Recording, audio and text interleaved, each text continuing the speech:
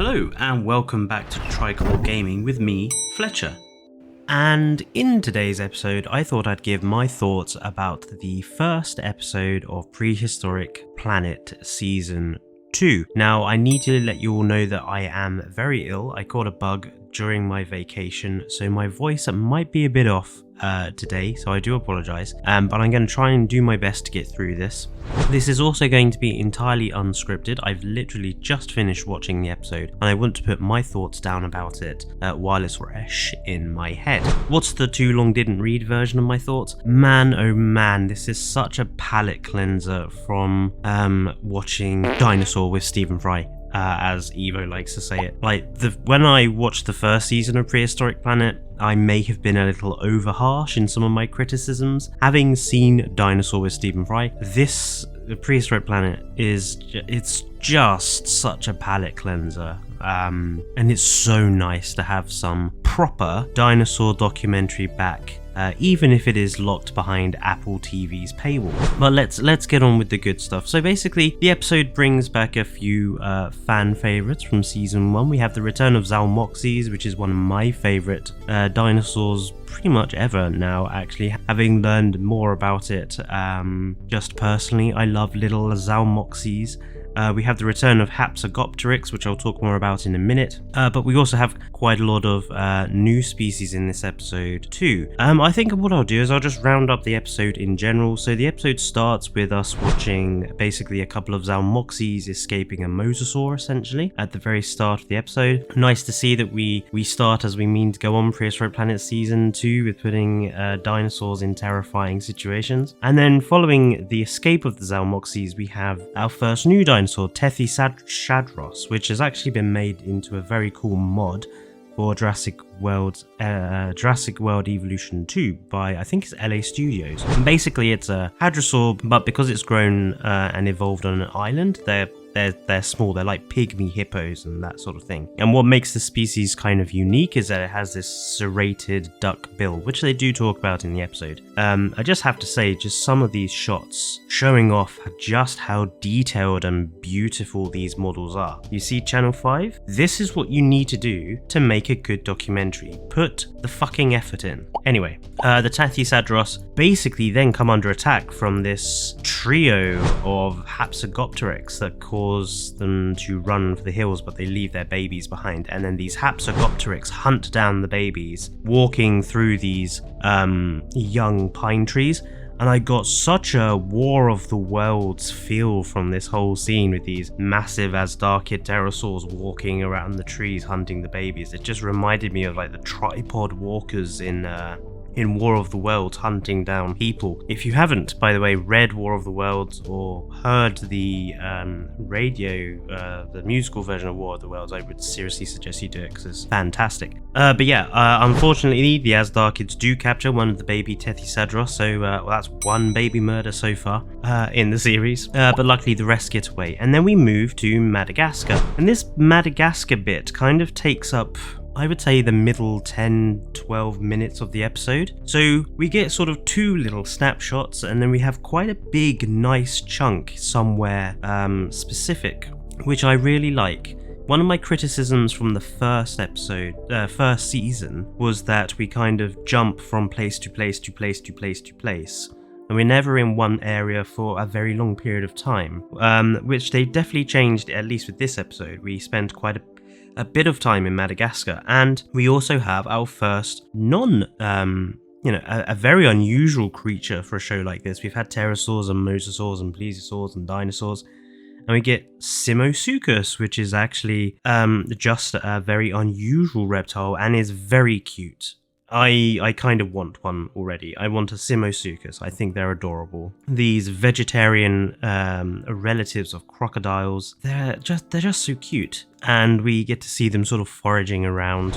And then we have the introduction of our big predator from Madagascar, Majungasaurus. Now, the Majungasaurus design, I'm a little uncertain of. I think it's a bit bland. It's basically just a brown dinosaur. There's no real color to it, but I'm more surprised about the enormous horn they've given it in the center of its head. So I'm gonna have to go away after the episode and have a look and actually see what evidence there is for that Majungasaurus horn. Okay, so post-recording and editing Fletcher here. So I went away and did a little bit of checking on this Majungasaurus horn in the middle of the head thing. So the skull does have, in the top, a lumbar bone, which they do believe may have had a keratinous sheath over it, similar to a horn or a crest. But yeah, it's certainly the first time I've ever seen a Majungasaurus with such a prominent horn in the middle of its head. I'm certainly a bit more used to seeing it a bit more flat-headed. Does it have this in Jurassic World Evolution too, actually? I don't know. I don't use the Majungasaurus enough. Perhaps my surprise at seeing it with a unicorn horn is just because I don't use Majungasaurus enough. So, answers in the comments down below. Anyway, the Majungasaurus basically fails to capture a Simosuchus, who they go running for burrows. It's actually quite amusing. They actually stick their butts. They've got really armored backsides. They stick their rumps out of their burrows to stop the Majungasaurus getting to anything a bit more squishy. And then this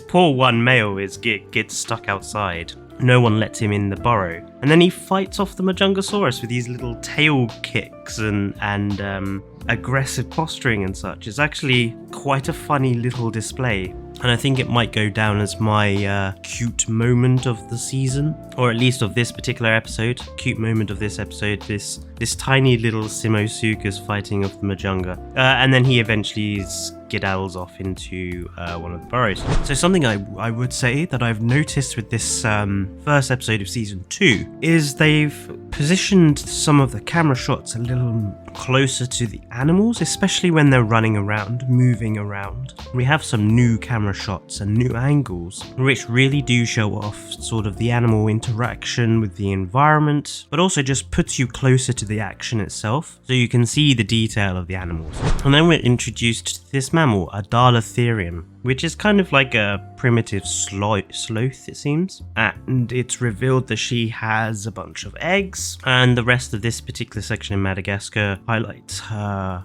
looking after them, having to be careful of the Majungasaurus, and a Cretaceous period snake, which strikes out of nowhere and completely kills this Maziochisaurus, which is again a returning animal from season 1. Yeah, and the snake just completely wipes it out, crushes it to death, and that's that. I was so glad that we didn't have any more of those cute mammal babies dying off. And then they potter off into the gloom. The next part of the episode focuses on an icy lake with these members of the raptor family chasing this ornithopod. So it's Mosasaurus and Improbata, which are, again, two animals I've never heard of before. And this particular section just follows the hunt of the Improbata and the Mosasaurus. And again, we have some close camera angles, some slow-mo cameras, some thermal camera as well. Nice to see some more imaginative cameras. And again, all the animals here are feathered, very clearly feathered. The chase moves from the trees onto a frozen lake, and basically the Mosasaurus escapes the Improbata. And then for the rest of the episode, we focus on the Hapsogopteryx mating display that we've already seen in the trailers. And we just get a more detailed look at it, basically. All the different elements, from his creation of a mating display to showing off his strength and the colours of his crests. It's very clear they've gone for something like penguins or storks and herons for their inspiration for the displays. But it does fit for me.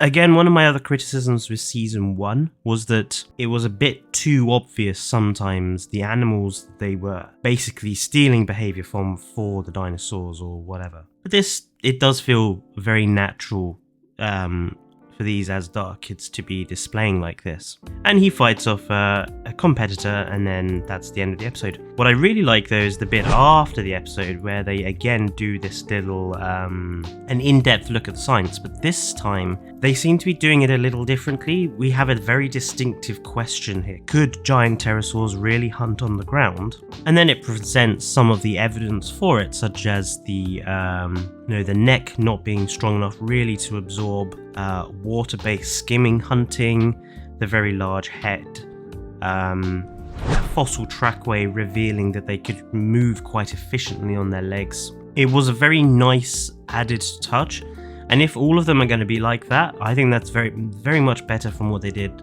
for the last season, which they just presented some sort of random science from the episode. This one, it's a lot more targeted. They're saying, you know, this is probably one of the elements of the episode that most people would probably question the most, so here's the evidence for it and why we've done it this way. And it's exactly the sort of thing that Stephen Fry's documentary should have been more like. You know, here is a question, here is the evidence to support what we're showing. And in 5 minutes, that little segment at the end of the episode was far better science and far better reasoning, evidential based reasoning, than any episode of Stephen Fry's documentary. So again, in a half an hour episode and a 5-minute science roundup, Prehistoric Planet season 2 starts immediately blowing Dinosaur with Stephen Fry out of the water. Absolutely incredible episode. My highlights, definitely the Simosuchus. I think that's an adorable animal. And the War of the Worlds-esque Hapsogopteryx hunting down Tethys.